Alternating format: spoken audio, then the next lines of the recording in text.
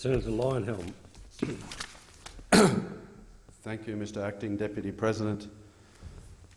I rise to speak against passage of the National Health Amendment Pharmaceutical Benefits Bill 2015. I do so in full awareness that the bill is a proper curate's egg, good in parts, and contains measures designed to increase price competition and deliver PBS savings to the government. In some cases, they may even result in cheaper medicines for consumers. However, the bill also continues the operation of the pharmacy location rules for another 5 years, a powerful anti-competitive measure. I put on record my opposition to this piece of opportunistic rent-seeking because it benefits the pharmacists Guild at everyone else's expense. Both Labor and the Coalition support the continuation of the rules, which require a pharmacist to obtain federal government approval to open a new pharmacy or to move or expand an existing pharmacy. I hesitate to suggest a direct link, but I note the Guild is a very significant donor to both parties. Generally, a new pharmacy cannot be opened within a certain distance of an existing pharmacy, usually either 1.5 kilometres or 10 kilometres, depending on the area. These rules also ban pharmacies being placed either within or in a position directly accessible from a supermarket. Several reviews have recommended the rules be abolished.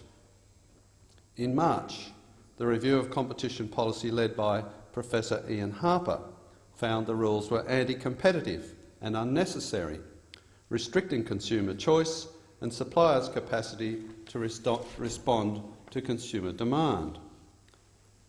Last year, the National Commission of Audit recommended the pharmacy sector be open to competition through the deregulation of location and ownership rules.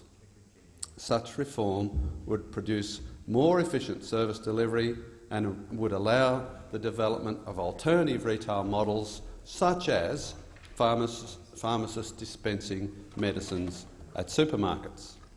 A decade ago, a Productivity Commission review found that pharmacy regulation increased costs for consumers, taxpayers and the wider community.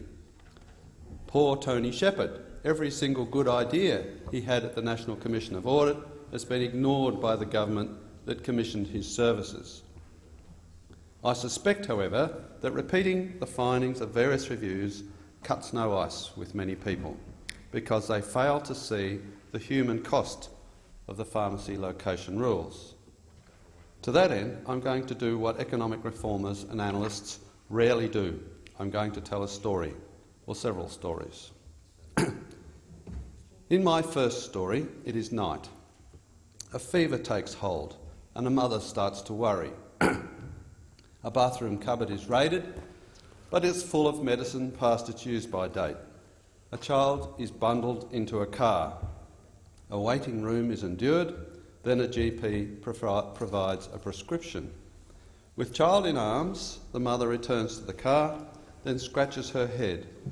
Where is a chemist that would be open at this time of night? Should she drive around in the hope of finding a chemist that's open? Driving past the lit-up supermarket, the mother wonders, why is it so hard to find a chemist? In my second story, the enthusiasm of a young pharmacist slowly seeps away. She's at home, twiddling on her iPhone, passing the time. She had a short shift today. There are always short shifts. She's just a temp. She used to dream of running her own pharmacy. The dream took hold during her years of business and pharmacy studies. It lingered on after graduation as she did stints in pharmacies far and wide, working for the man. But now the dream of working behind her own counter, building her own reputation in her own neighbourhood and community is gone. It was a silly dream. In my third story, over at the Pharmacy Guild headquarters on National Circuit, David Quilty, the Guild's Executive Director, reclines in his office chair. His late-night meeting with the Health Minister went well. The Guild's members, the owners of pharmacies across Australia, will be pleased. The next community pharmacy agreement, a 5-year deal between the Guild and the government, is much like the last one and the one before that.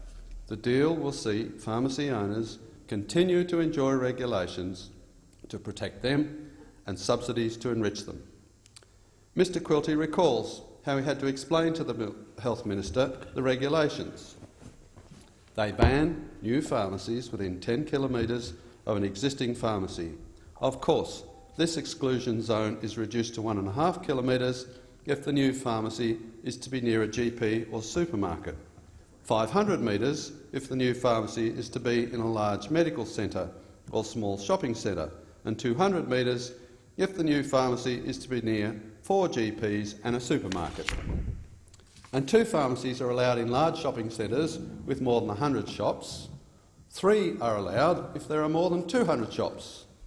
Naturally, pharmacies directly accessible from a supermarket are banned, and the regulations require any new pharmacy to be approved by an authority that includes incumbent pharmacy owners nominated by the Guild. Mr Quilty chuckles as he recalls the Health Minister's bemused look.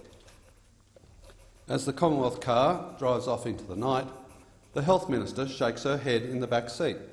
She ponders the numbers thrown around in the meeting just gone. More than $18 billion from taxpayers to around 5,000 owners of pharmacies over 5 years. Nice work if you can get it. And well above the hundreds of thousands of dollars that the Pharmacy Guild provides in political donations.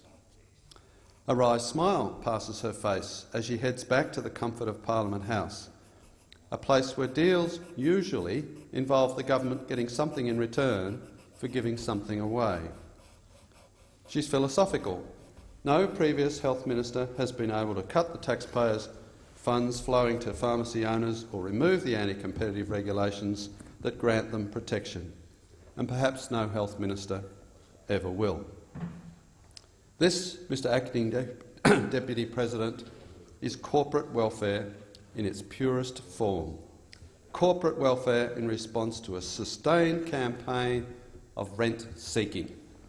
That is, it involves the Pharmacy Guild spending money on political lobbying for government benefits or subsidies, thereby gaining a chunk of wealth that has already been created while imposing regulations on competitors. This, more than anything else, brings free market capitalism into disrepute, not because there is anything wrong with free market capitalism, but rather because certain industry players are happy to kick everyone else in the teeth while engaging in the economic equivalent of pillage.